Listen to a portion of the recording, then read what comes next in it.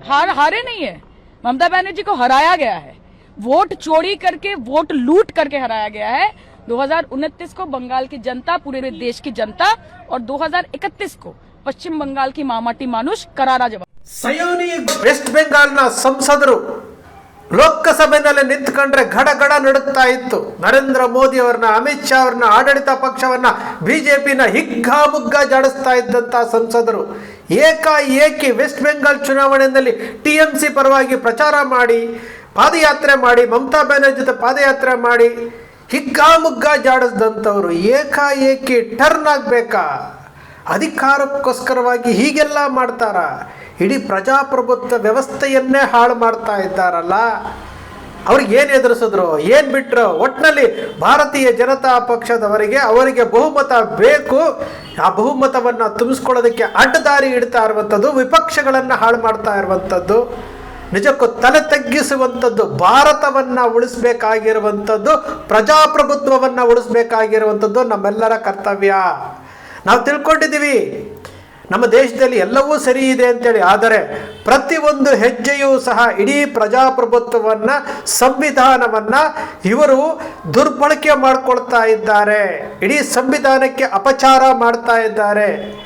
ನಾವು ಭಾರತೀಯರು ದೇಶ ಮುಖ್ಯ, ರಾಜಕಾರಣಿಗಳಲ್ಲ. ದೇಶ ಮುಖ್ಯ, ರಾಜಕೀಯ ಪಕ್ಷಗಳಲ್ಲ. ಇಡೀ ವ್ಯವಸ್ಥೆಯನ್ನು ಹಾಳು ಮಾಡ್ತಾ ಇದ್ದಾರೆ. ಇಡೀ ವ್ಯವಸ್ಥೆ ನೋಡಿ ಎಷ್ಟು ಚೆನ್ನಾಗಿ ಶಿವಸೇನೆಯನ್ನು ಹೊಡೆದಾಕಿದ್ರು, 2 ಭಾಗ ಮಾಡಿದ್ರು. ಈಗ ವೆಸ್ಟ್ ಬೆಂಗಾಲಲ್ಲಿ 2-3 ಪೀಸ್ ಭಾಗ ಮಾಡಿದ್ರು. ಎಲ್ಲ NDAಗೆ ಸೇರ್ಪಡೆ ಮಾಡಿಸ್ಕೊಂಡ್ರು. ಇವ್ರ ಉದ್ದೇಶ ಆದರೂ ಏನು?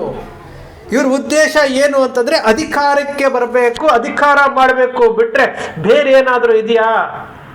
ನಾಚಿಕೆ ಆಗುತ್ತೆ ರೀ, ನಾಚಿಕೆ ಆಗುತ್ತೆ ಇವರ ನಡವಳಿಕೆಗಳನ್ನು ನೋಡ್ತಾ ಇದ್ರೆ. ಮೊದಲ ಬಾರಿಗೆ ಕರ್ನಾಟಕದಲ್ಲಿ ಆಪರೇಷನ್ ಕಮಲ ಅಂತ ಪ್ರಾರಂಭ ಮಾಡಿದ್ದು ಜನಾರ್ದನ ರೆಡ್ಡಿ ಯಡಿಯೂರಪ್ಪನವರು. ಫಸ್ಟ್ ಆಪರೇಷನ್ ಕಮಲ ಅಂತ ಪ್ರಾರಂಭ ಮಾಡಿದ್ದು ತಲೆ ತಗ್ಗಿಸುವಂತಹ ಕೆಲಸ. ಒಂದು ನೋಟಿಗೆ 500 ರೂಪಾಯಿಯನ್ನು ಪರಿಚಯ ಮಾಡಿಕೊಟ್ಟಿದ್ದು ಕರ್ನಾಟಕದಲ್ಲಿ. ಆಡಳಿತ ಪಕ್ಷದವರು ವಿರೋಧ ಪಕ್ಷದ ಶಾಸಕರುಗಳನ್ನು ಖರೀದಿ ಮಾಡಿ ಅವರಿಗೆ ಸಚಿವ ಸ್ಥಾನ ಕೊಟ್ಟು ಆಪರೇಷನ್ ಕಮಲಕ್ಕೆ ಇಲ್ಲಿ ನಾಂದಿ ಹಾಡಿದ್ರು. ಇವತ್ತು ದೇಶ ವ್ಯಾಪಿ ಎದುರಿಸಿ ಎದುರಿಸಿ ಎದುರಿಸಿ ಆಮಿಷಗಳನ್ನು ಒಡ್ಡಿ ಇವತ್ತು ಭಾರತೀಯ ಜನತಾ ಪಕ್ಷ ಇಷ್ಟೊಂದು ಕೆಳಮಟ್ಟದ ರಾಜಕಾರಣ ಮಾಡ್ತಾ ಇದೆ ಅಂತಂದ್ರೆ ನಾವು ಭಾರತೀಯರಾಗಿ ಎಲ್ಲವನ್ನೂ ನೋಡಿಕೊಂಡು ಜೈ ಅಂತ ಇದ್ದೀವಲ್ರಿ.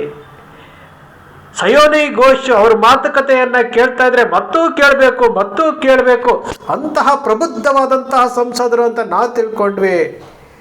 ಈಗ ನೋಡಿದ್ರೆ ಉಲ್ಟಾ ಟರ್ನ್ ಆದ್ರು. ಅವ್ರ್ಯಾರು ಚಡ್ಡಿ ಅಲ್ಲ, ಚಡ್ಡ ನಾನಲ್ಲ, ಚಡ್ಡಿ ನೀವು ಚಡ್ಡಿ ಆಗಿದ್ದೀರಾ ಅಂತ ಕೇಳಿದ್ದಕ್ಕೆ ಮಾತು ಇಲ್ಲದೆ ಹೋಗ್ತಾ ಇದ್ದಾರೆ.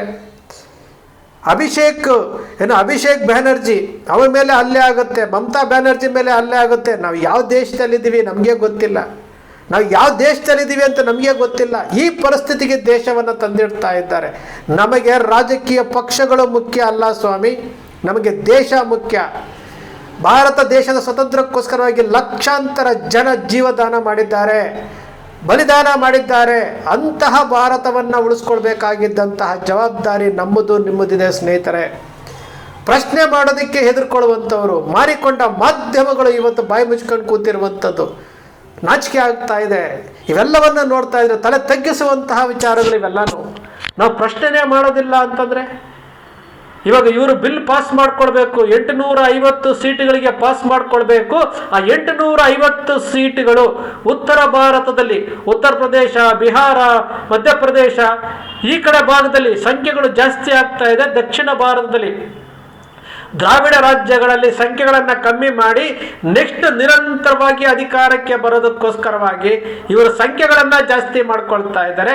ಹೀಗಿರುವಂಥ 543 ಸಂಸದರುಗಳಿಗೆ, 250 ರಾಜ್ಯಸಭಾ ಸದಸ್ಯರುಗಳಿಗೆ ಅವರಿಗೆ ಕೊಡ್ತಾ ಇರುವಂಥ ದುಡ್ಡೇ ವೇಸ್ಟು, ಅವರಿಗೆ ಕೊಡ್ತಾ ಇರುವಂತಹ ಭತ್ಯೆ ವೇಸ್ಟು, ಏನೋ ವೆಹಿಕಲ್ಗಳು ವೇಸ್ಟು, ಐಷಾರಾಮಿ ಜೀವನ ಮಾಡ್ತಾ ಇದ್ದಾರೆ ಅದು ವೇಸ್ಟು, ಎಲ್ಲವೂ ವೇಸ್ಟು. ಅದ್ರ ಜೊತೆಗೆ 850 ಸಂಸದರುಗಳನ್ನು ಸೃಷ್ಟಿ ಮಾಡ್ತಾ ಇದ್ದಾರಂತೆ. ಇವರೆಲ್ಲರೂ ಸಹ ತೆರಿಗೆ ಹಣದಿಂದ ಜನರ ಹಣವನ್ನು ಲೂಟಿ ಮಾಡ್ತಾ ಇದ್ದಾರಲ್ರಿ. ಈ ದೇಶದ ಬಡ್ಜೆಟ್ನಲ್ಲಿ 21% ವಿದೇಶಿ ಬಡ್ಡಿಗೆ ಹೋಗ್ತಾ ಇದೆ. ಇವರವರು ಸಂಸದರನ್ನ ಸಾಕೋದಿಕ್ಕೆ ಇವ್ರಿಗೊಂದು 5-6% ಹೋಗ್ತಾ ಇದೆ, ಸರ್ಕಾರಿ ನೌಕರರಿಗೊಂದು 10% ಹೋಗ್ತಾ ಇದೆ. ಈ ದೇಶದ ಮುನ್ನಡೆಗೆ ಏನು ಅಂತ ನಾವು ಕೊಡುಗೆ ಕೊಡಬೇಕಾಗಿದೆ. ಈ ರಾಜಕಾರಣಿಗಳು ದೇಶವನ್ನ ಯಾವ ರೀತಿ ಮಾಡ್ಕೊಂಡಿದ್ದಾರೆ ಅಂತಂದ್ರೆ ಮಾರ್ಕೆಟಿಂಗ್ ಮಾಡ್ಕೊಳ್ತಾ ಇದ್ದಾರೆ, ವ್ಯವಹಾರವಾಗಿ ರಾಜಕೀಯವನ್ನು ಬಳಸ್ಕೊಳ್ತಾ ಇದ್ದಾರೆ. ಇದ್ಯಾವುದು ನಮ್ಗೆ ಅರ್ಥನೇ ಆಗ್ತಾ ಇಲ್ವಾ? ಯಾಕೆಂದರೆ ನಿಮ್ಮನ್ನು ಬಡವರಾಗೇ ಇಟ್ಟಿದ್ದಾರೆ, ನಿಮ್ಮನ್ನು ಶ್ರೀಮಂತರಾಗಿ ಮಾಡಿಲ್ಲ. ನಿಮ್ಮನ್ನು ಬಡವರಾಗೇ ಇಟ್ಟಿದ್ದಾರೆ. ಕೆಲವು ಶ್ರೀಮಂತರಿಗೆ ಮಾತ್ರ ಅವಕಾಶಗಳನ್ನು ಕೊಟ್ಟು ಭಾರತ ಶ್ರೀಮಂತ ರಾಷ್ಟ್ರ ಅಂತ ಹೇಳ್ತಾ ಇರುವಂಥದ್ದು. ಎಷ್ಟು ತಲೆ ತಗ್ಗಿಸುವಂತಹ ಕೆಲಸ ಮಾಡ್ತಾ ಇದ್ದಾರೆ ಅಂತಂದರೆ ಪ್ರಜಾಪ್ರಭುತ್ವ ವ್ಯವಸ್ಥೆಯನ್ನೇ ಹಾಳು ಮಾಡ್ತಾ ಇದ್ದಾರೆ. ಪ್ರಜಾಪ್ರಭುತ್ವ ವ್ಯವಸ್ಥೆಯನ್ನು ಒಂದು ಕಡೆ ದೇವರನ್ನು ತರ್ತಾರೆ, ಒಂದು ಕಡೆ ಧರ್ಮವನ್ನು ತರ್ತಾರೆ, ಒಂದು ಕಡೆ ದೇಶವನ್ನು ತರ್ತಾರೆ, ಒಂದು ಕಡೆ ಪಾಕಿಸ್ತಾನ ತರ್ತಾರೆ, ಒಂದು ಕಡೆ ಬಾಂಗ್ಲಾದೇಶ ತರ್ತಾರೆ, ಮತ್ತೊಂದು ಕಡೆ ವಿಪಕ್ಷಗಳನ್ನು ಒಡೆದು ಪ್ರಜಾಪ್ರಭುತ್ವದ ಬ್ಯೂಟಿ ಪ್ರಜಾಪ್ರಭುತ್ವ ಅಂತ ಏನು ಹೇಳ್ತೀವಲ್ಲ ಅದನ್ನೇ ಹಾಳು ಮಾಡಿಬಿಟ್ರು. ರಾಜ್ಯಸಭೆಯಲ್ಲಿ ಲೋಕಸಭೆಯಲ್ಲಿ ಇವರಿಗೆ ಸಂಖ್ಯೆ ಬೇಕು. ಆ ಸಂಖ್ಯೆ ಬೇಕಾದಕ್ಕೋಸ್ಕರವಾಗಿ ಇವರು ಈ ರೀತಿಯಾದಂತಹ ನಾಟಕ ಮಾಡಿಕೊಂಡು ಈ ರೀತಿಯಾದಂತಹ ಅಡ್ಡದಾರಿಗೆ ಹೋದರೆ ಏನ್ರಿ ಇದು ದೇಶ? ಇದಕ್ಕೋಸ್ಕರ ಸ್ವತಂತ್ರ ಬೇಕಾಗಿತ್ತೇನ್ರಿ? ನಮ್ಮಲ್ಲಿ ಮಾತಾಡ್ತಿರಲ್ಲ, ಕೆಳಗಡೆ ಕಮೆಂಟ್ ಮಾಡ್ತಿರಲ್ಲ, ನಮ್ಮಲ್ಲಿ ಏನೇನು ಕಮೆಂಟ್ಗಳೆಲ್ಲ ಮಾಡ್ತಿರಲ್ಲ, ಒಂದು ಸಾರಿ ಯೋಚನೆ ಮಾಡಿ. ದೇಶ ಮುಖ್ಯ ರೀ. ಇವ್ರು ಮಾಡ್ತಾ ಇರೋದು ಅಡ್ಡದಾರಿ ಅಲ್ವೇನ್ರಿ? ವೆಸ್ಟ್ ಬಂಗಾಳ್ನಲ್ಲಿ ಚುನಾವಣೆ ಆಗಿದ ತಕ್ಷಣ ಅಲ್ಲಿ ಸಂಸದರುಗಳನ್ನು ಇವರು ಖರೀದಿ ಮಾಡ್ತಾರೆ, ಶಿವಸೇನೆಯನ್ನು ಒಡೆದಾಕ್ತಾರೆ. ಇದೆಲ್ಲನೂ ರಾಜಕೀಯವಾಗಿ ಕಲುಷಿತ ರಾಜಕಾರಣ ಅಲ್ವೇನ್ರಿ? ವಿಚಾರ ಮಾಡ್ರಿ. ನೀವು ಅವರು ಹೇಳುವಂತಹ ಧರ್ಮದ ಅಮಲಿನಲ್ಲಿ ಇಡೀ ಧರ್ಮ ಇವತ್ತು ಹಿನ್ನಡೆ ಆಗ್ತಾ ಇದೆ ಅಂತಂದರೆ ರಾಜಕಾರಣಿಗಳಿಂದ. ಅಮಾಯಕ ಹಿಂದೂಗಳು ಇವತ್ತು ಅವರನ್ನು ನಂಬಿಕೊಂಡು ಅವ್ರು ಹೇಳಿದ್ದೇ ಸತ್ಯ ಅಂತ ಹೋಗ್ತಾ ಇದ್ದೀರಿ. ಸ್ನೇಹಿತರೆ, ದೇಶ ಉಳಿಬೇಕು, ದೇಶದ ಆರ್ಥಿಕತೆ ಉಳಿಬೇಕು, ದೇಶದ ಇತಿಹಾಸ ಉಳಿಬೇಕು. ಇಂತಹ ಸಮಯದಲ್ಲಿ ನಾವೆಲ್ಲರೂ ಸಹ ಧ್ವನಿ ಆಗಬೇಕೇ ಹೊರತು ರಾಜಕೀಯ ಪಕ್ಷಗಳಿಗೆ ಗುಲಾಮರಾಗಿ ಅವರಿಗೆ ಜೈಕಾರ ಹಾಕೋದಲ್ಲ. ಯಾವನಾದರೂ ಪ್ರಶ್ನೆ ಮಾಡಿಬಿಟ್ರೆ ಇವನು ಕಾಂಗ್ರೆಸ್ನವನು, ಇವನು ಮತ್ತೊಬ್ಬ ಅಂತೀವಿ. ಪ್ರತಿಪಕ್ಷವಾಗಿ ಪ್ರಶ್ನೆ ಮಾಡಿದ್ರೆ ಮಾತ್ರ ಆಡಳಿತ ಪಕ್ಷಗಳು ಬಗ್ಗುತ್ತವೆ. ಇಲ್ದ ಹೋದ್ರೆ ಆಡಳಿತ ಪಕ್ಷಗಳು ನಾವು ಆಡಿದ್ದೇ ಆಟ. ಅವನಾರ ಹೇಳಿದ್ನಲ್ಲ, ರಾಧಕ್ಕ ಹೇಳಿದ್ರಲ್ಲ, ಮೋದಿ ಅವರು ಮಹಾರಾಜರಾಗಿ ಮೆರಿತಾ ಇದ್ದಾರೆ ಅಂತೇಳಿ. ರಾಧಕ್ಕ ಕರೆಕ್ಟಾಗಿ ಹೇಳಿದ್ರು, ಪ್ರಜಾಪ್ರಭುತ್ವದಲ್ಲಿ ಯಾವ ರಾಜನೂ ಇಲ್ಲ, ಬೀಜನೂ ಇಲ್ಲ ಅಂತ ಹೇಳಿದ್ರಲ್ಲ, ಆ ರೀತಿಯಾಗಿ ಮಹಾರಾಜನ ವಿಚಾರದಲ್ಲಿ ತೆಗೆದುಕೊಂಡು ಹೋಗ್ತಾ ಇರುವಂಥದ್ದು. ಮುಟ್ಟಾಳರನ್ನ ನೋಡ್ತಾ ಇದ್ದೀವಿ, ಮೂರ್ಖರನ್ನ ನೋಡ್ತಾ ಇದ್ದೀವಿ ನಾವು. ಅವನು ಯಾರ ಬಿಹಾರದಲ್ಲಿ ನರೇಂದ್ರ ಮೋದಿ ದೇವಸ್ಥಾನ ಕಟ್ತಾನಂತೆ, ನರೇಂದ್ರ ಮೋದಿ ದೇವರು ಅಂತ ಮಾಡ್ತಾನೆ. ಯಾವ ಸ್ಥಿತಿಗೆ ತಲುಪಿದ್ದೀವ್ರಿ ನಾವು? ಯಾವ ಸ್ಥಿತಿಗೆ ತಲುಪಿದ್ದೀವಿ? ಪ್ರಜಾಪ್ರಭುತ್ವ ರಾಷ್ಟ್ರ ರೀ ಇದು ಮಹಾರಾಜರ ಕಾಲ ಅಲ್ಲ, ಸರ್ವಾಧಿಕಾರ ಕಾಲ ಅಲ್ಲ. ಇದು ಪ್ರಶ್ನಿಸುವಂಥವರು ಮೌನವಾಗಿದ್ದಾಗ ಇಡೀ ದೇಶವನ್ನು ಹಾಳು ಮಾಡೋದಕ್ಕೆ ರಾಜಕಾರಣಿಗಳು ಮುಂದಾಗ್ತಾ ಇರುವಂಥದ್ದು. ನೀವು ಪ್ರಶ್ನೆ ಮಾಡದ ಹೋದರೆ ನಮ್ಮ ಸ್ವತಂತ್ರಕ್ಕೋಸ್ಕರವಾಗಿ ಬಲಿದಾನ ಕೊಟ್ಟಂತಹ ಅಷ್ಟು ಸ್ವತಂತ್ರ ಹೋರಾಟಗಾರರಿಗೆ ನೀವು ಅಪಮಾನ ಮಾಡ್ತಾ ಇದ್ದೀರಿ ಅಂತ. ಅಷ್ಟು ಸ್ವತಂತ್ರ ಹೋರಾಟಗಾರರಿಗೆ ನೀವು ಅಪಮಾನ ಮಾಡ್ತಾ ಇದ್ದೀರಿ ಪ್ರಜೆಗಳೇ. ಈ ದೇಶವನ್ನು ಉಳಿಸ್ಬೇಕಾಗಿರೋದು ನಿಮ್ಮ ಕೈಯಲ್ಲಿದೆ. ಈ ದೇಶವನ್ನು ಪ್ರಜಾಪ್ರಭುತ್ವವನ್ನು ಸಂವಿಧಾನವನ್ನು ಉಳಿಸ್ಬೇಕಾಗಿರೋದು ನಿಮ್ಮ ಕೈಯಲ್ಲಿದೆ. ರಾಜಕಾರಣಿಗಳು ನಿಮ್ಮನ್ನು ಬಳಸ್ಕೊಳ್ತಾ ಇದ್ದಾರೆ. ತಲೆ ತಗ್ಗಿಸುವಂತಹ ಬೆಳವಣಿಗೆಗಳು ನಡೀತಾ ಇರುವಂಥದ್ದು.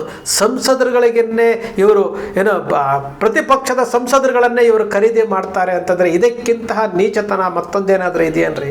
ಸ್ನೇಹಿತರೆ, ನಿಮ್ಮ ಅಕ್ಷರ ಮೀಡಿಯಾ ಸೃಷ್ಟಿ ಮಾಡೋದಿಲ್ಲ, ಕಲ್ಪನೆ ಮಾಡೋದಿಲ್ಲ, ವಾಸ್ತವದ ವಿಚಾರವನ್ನು ವಿಶ್ಲೇಷಣೆ ಮಾಡುತ್ತೆ.